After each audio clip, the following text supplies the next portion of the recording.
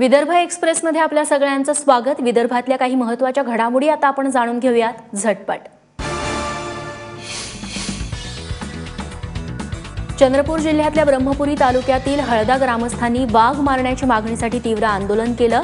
हळदा गावात काही दिवसांपूर्वी वाघाच्या हल्ल्यात गुराखी गंभीर जखमी झाला होता, त्यामुळे संतप्त ग्रामस्थांनी हे आंदोलन केलंय।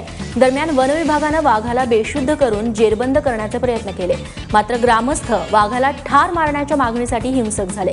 यावेळी वन विभागाच्या वाहनांची तोडफोड देखील करण्यात आली, त्यामुळे जमावाला पांगवण्यासाठी पोलिसांनी सौम्य लाठीमार केल्याचं कळतंय। तूर खरेदी रखडल्याच्या निषेधार्थ वाशिममध्ये काँग्रेस आणि राष्ट्रवादी काँग्रेसने तुरीच्या घुगऱ्या बनवत आंदोलन केलं। वाशिम बाजार समितीचे संचालक राजू चौधरी यांनी 1 क्विंटल तुरीच्या घुगऱ्या बनवल्या, मात्र माजी मंत्री सुभाष ठाकरे यांच्यासह शेतकऱ्यांनी या घुगऱ्यांचं वाटप करत सरकारचा निषेध नोंदवला। तालुक्यातल्या 7350 शेतकऱ्यांच्या 1,50,000 क्विंटल तुरीची अद्यापही खरेदी झालेली नाही, त्यामुळे पेरणीसाठी पैसे आणायचे कुठून असा सवाल त्यांना पडलाय। त्या विरोधात हे घुगरे आंदोलन करण्यात आलं।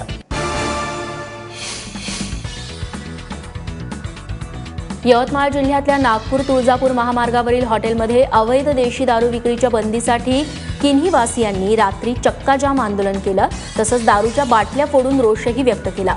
या आंदोलनामुळे महामार्गावरील वाहतूक काही वेळ ठप्प झाली होती। सर्वोच्च न्यायालयाच्या आदेशानुसार राज्य आणि राष्ट्रीय महामार्गावरील 500 मीटरच्या आत असलेल्या बार, दारूची दुकानं ही 1 एप्रिलपासून बंद करण्यात आले होते, मात्र तरीही महामार्गानजीकच्या तंदूर वाटिका हॉटेलमध्ये दारू विक्री सुरूच होती। त्या विरोधात किन्हीवासियांनी नागपूर तुळजापूर महामार्ग चक्काजाम आंदोलन केलं।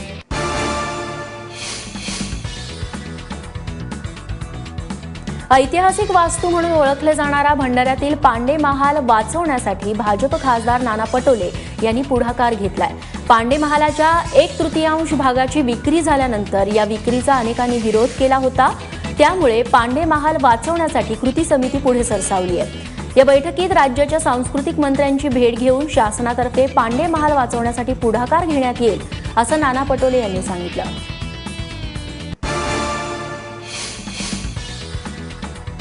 प्रेमाचं प्रतीक अशी ओळख असणाऱ्या आणि गोंदिया जिल्ह्याची शान समजल्या जाणाऱ्या सारस पक्ष्यांची गणना सध्या गोंदियात सुरू झाली आहे।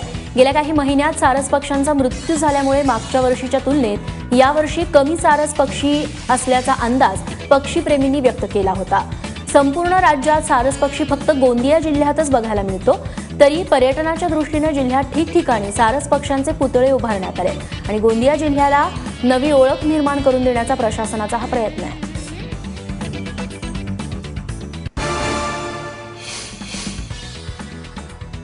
आणि विदर्भ एक्सप्रेस नंतर बुलेटिनमध्ये वेळ झाली आहे इथेच थांबण्याची। ताज्या घडामोडींसाठी बघत रहा एबीपी माझा।